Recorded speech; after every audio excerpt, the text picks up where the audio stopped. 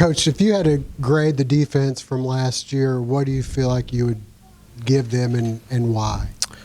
Well, as we got into the off-season self-study and self-scout stuff, I would give different grades rather than just clumping it all together because break it down. As we looked at run defense, it was consistent. I think we finished third in the conference in 18, finished second in the conference this past year.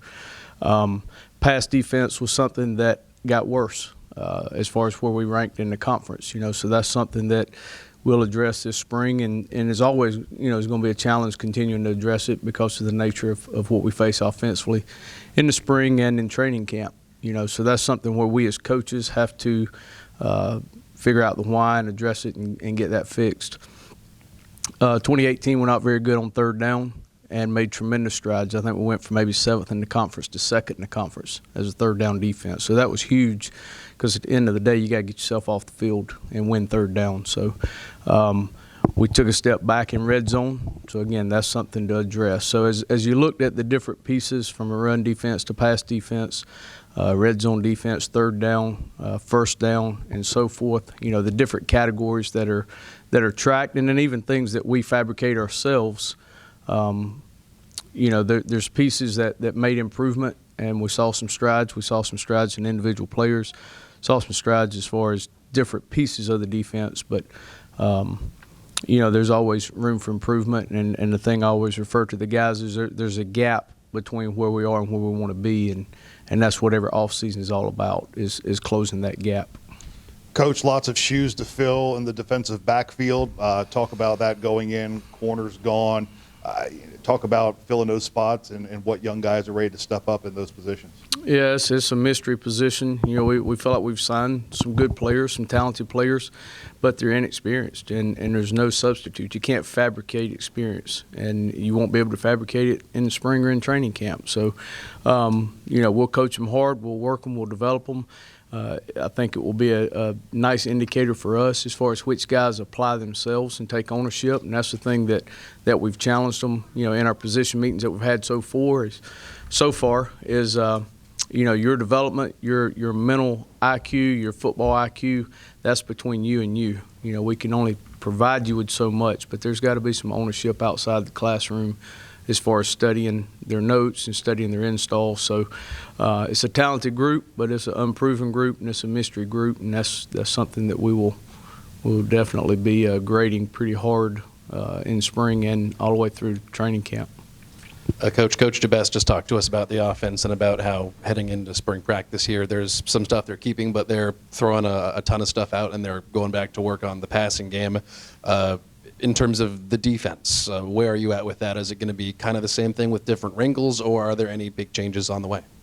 Nothing big changes other than just, trying to address problematic areas. We'll break down some of the passing game and not necessarily full field stuff, break it down into half field, and that'll be every practice, starting with day one, and really just teaching the concepts of the coverages and how 3 or 4 players are tied together rather than the entire scheme. You'll get a chance to do entire scheme, when we go 11 on 11 or even 7 on 7, against each other. But when we're in our own world as opposed to interacting with the offense, we can fabricate it however we need to. So we'll break down concepts, offensive pass concepts, and then the defensive coverage concepts. Going back to Josh's first question, I thought one thing that we really struggled with in 2018 was being a pressure team, and we were able to, I thought, generate more pressure this year defensively.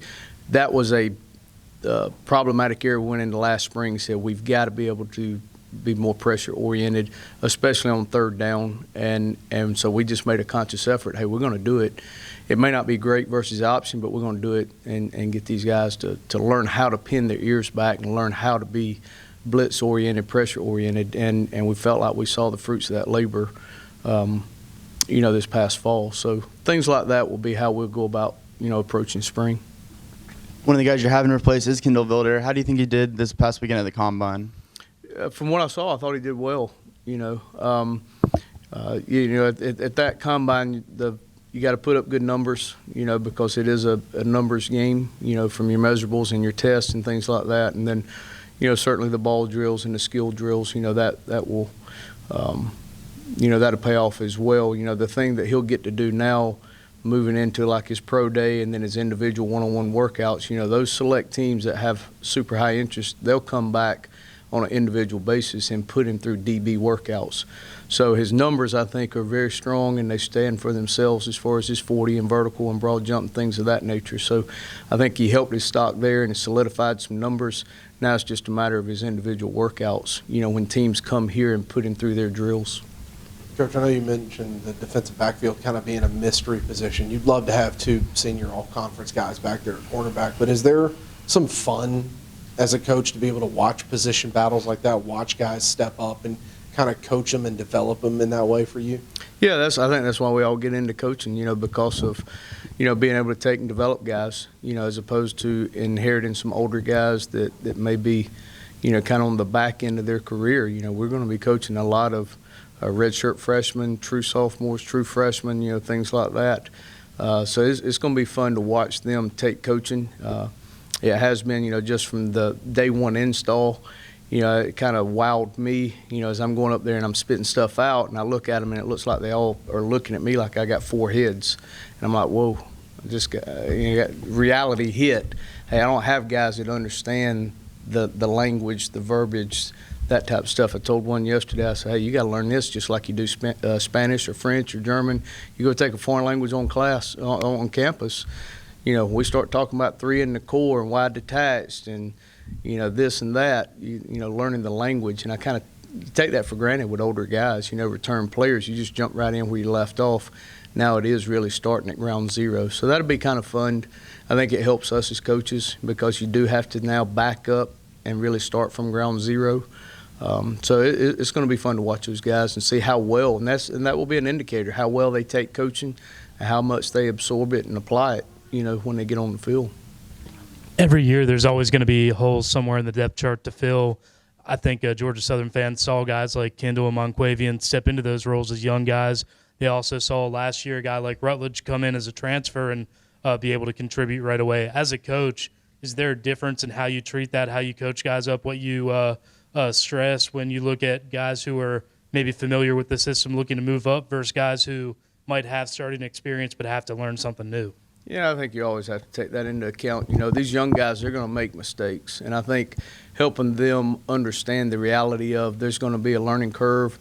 You're going to learn from as many mistakes as you do success. And so being cognizant of that and not being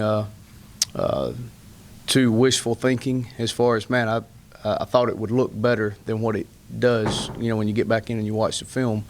I think you have to be, real with yourself and help players understand to be real with themselves as well. But the challenge is we still play September 5th. And so regardless of, the bumps in the road, we got to get through those bumps in a hurry because Boise doesn't care if you're a redshirt freshman or a true freshman or whatever you are, they're going to throw it at your head. So I'm looking forward to it. It's going to be fun. It's a good group. It's a talented group. They got a great attitude. They're all, teach me attitude right now. So it's looking forward to just getting on the field and watching them run around a little bit. Coach, I know there's so many questions about replacing guys who have left, but how exciting is it to get guys back out on the field who have been here and made some plays, a Raymond Johnson and, guys like Rashad Byrd, on the defensive line and the linebacker group? Yeah, that's where really your core of experience is up front. With the D-line, the outside backer with Randy Wade and Quinn and Alvin, and then your inside backer position. You've got some old vets, in the core of the defense. It's really the anchor position, losing Baldwin Ecton, finding who that guy's going to be, and then, of course, the back end. So it is going to be fun to see the development, and really what you challenge the older guys up front is to really help bring these young guys along, and so as much as we can build them up and bring them up and encourage them. And so I think a lot of those older guys are going to have a lot of opportunity to be good leaders for us and really bring some of these young guys along and help celebrate their successes, and really just that's what really makes a team what it is, that bond between each other. So those old guys should continue to excel. We talked about this morning, our defensive staff meeting was that, the thing with the old guys now is challenge them to take their game to the next level. The young guys is try to latch on to something and hold on to it and get caught up to speed. Coach, you talked about the progress and getting the pressure from the defensive front. What was the cause of that? Is it just the recruiting, getting the type players that you guys want to be able to increase that pressure on the quarterback and the opposing offenses? What was the secret to it last year and moving forward? I think it was just the development from year 1 to year 2 of guys understanding the scheme, and just like the last question, the core of the defense is the front, the inside backers, the boundary outside backer with Randy Wade. So as those guys continue to grow, they should continue to increase their toolbox. We refer to the toolbox as, hey, you got this box full of tools, reach into it and pull a tool out. And so they have some ownership in some of their games and pressures and some of the different tweaks that they can go into. And that's something you get with older players. So I think we saw a gain from year 1 to year 2, and then hopefully with that core group up front, we'll see another gain from year 2 to year 3.